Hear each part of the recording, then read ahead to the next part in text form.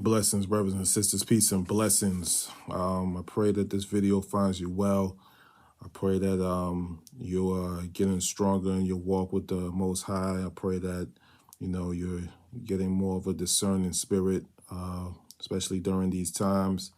And the Most High continues to pour His Spirit out unto you, so that you can pour out into those around you. I just wanted to come through with a quick video of encouragement for you today, man. For everybody who, if you're like me, you've had struggles with sins that continue to get you to fall.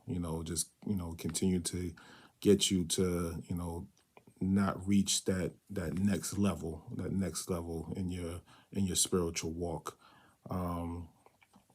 I titled the video "Don't Open the Door" because I kind of want you to, imagine that there were burglars at your door. But there's not burglars that can just break in your house all willy-nilly. Nah, they're burglars that actually need your permission to come in and steal your things from you. If you ask somebody a question like that, obviously we would say no. But that's kind of how it is in the spiritual realm. Unclean spirits and demons, they can't, just come into our lives, without some type of, permission, some type of legal right. And every time that we commit a sin, the same sins over and over again, is because they're knocking at the door with the temptation for that sin, and we're opening the door every time we commit the sin. We're accepting the invitation. We're giving them the legal right to come in and steal. And when they come in and steal and destroy our things, they leave us feeling that feeling of condemnation, that feeling of shame, that feeling of, guilt. They leave us with that feeling while they go off and, go about their business, because now they're fed.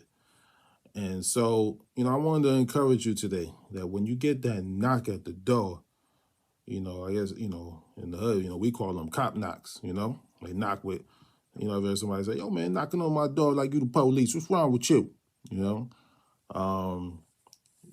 are those that knocking boldly, and they knock boldly, when they feel like they have a right to be there. They knock boldly when they know that you're going to open the door every time, um, with generational curses, they know within your family, well, I used to get their mama and daddy with this, so, I'm going to go and tempt them with this. Or I used to get their grandma with this, so I'm going to go tempt them with this, and so on and so forth. So, that's another reason why they have that kind of confidence to come and knock on your door, something like this. Come on, man. Unclean spirit here, man. Open up the door, man. Here to ruin your life. You know what I do. Open up the door. You know you're going to let me in here anyway, man. Open up the door and let me do what I do. So, in Matthew chapter 12, verses 43 to 45, it says, when the unclean spirit is gone out of a man, he walketh through dry places, seeking rest and finding none. Then he saith, I will return unto my house from whence I came out. And when he is come, he findeth it empty, swept, and garnished. Then goeth he and taketh with himself 7 other spirits more wicked than himself, and they enter in and dwell there. And the last state of the man is worse than the first. Even so shall it be also until this wicked generation. So when the unclean spirit leaves, they definitely don't want to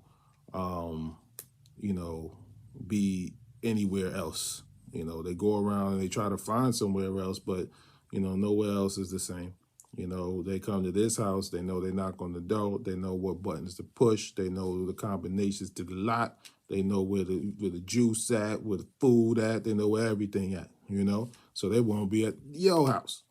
So it's time for us, especially during these times, to stop opening the door, you know? And obviously it's gonna be difficult. You know, but just look at the temptation to commit the sin like a knock at the door. And when you're first trying to pull away from the sin, those knocks are going to be loud. They're going to be cop knocks. You know, they're going to be knocking with authority, you know, but if you could just not open the door and then not open the door and then not open the door, slowly but surely, those knocks start to become a little less loud. You know, they're not knocking as confidently. They're not knocking as, you know, as boldly, you know. Then they start becoming knocks of desperation because you're starving them out, because they can't eat that food. They can't get nourished in that place because you're not opening the door. And then the knock starts to sound and seem a little bit something like this. Unclean spirit here. Can you please open the door, man? I can't get no rest. I can't get no rest out here, man. Please open the door. Let me do what I do.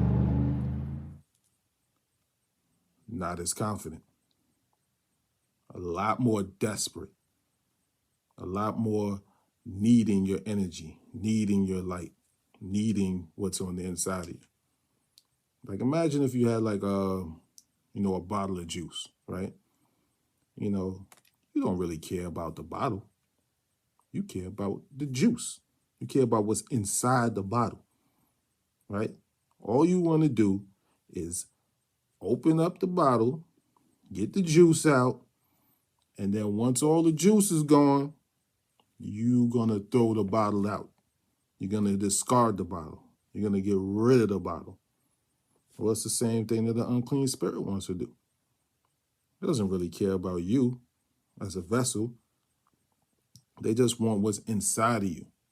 And once they could pull everything out, then they want to get rid of you.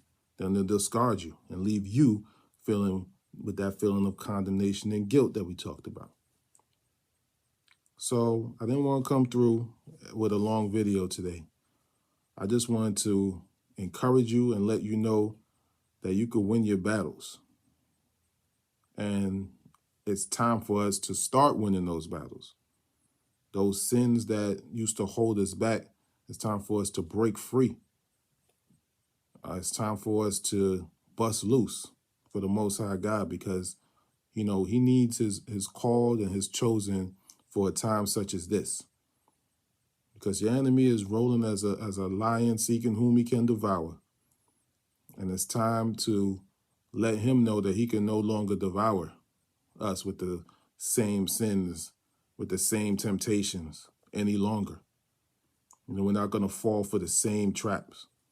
We're not going to continue to open the door when he sends his minions to come knock at it. Okay? And just understand that, you know, he'll be coming through people. He'll be coming through, you know, a lot of different channels, a lot of different situations in your life.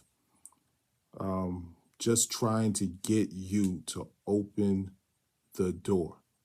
Because once you open the door, he has legal right to go in and, you know, wreak some havoc. But it's time for us to stop that. It's time for us to lock the door and seal the door with the blood of Jesus Christ so that he can no longer come through. Brothers and sisters, it's time. Stop opening the door. Don't open the door anymore. I love you with the love of the Most High God. Peace.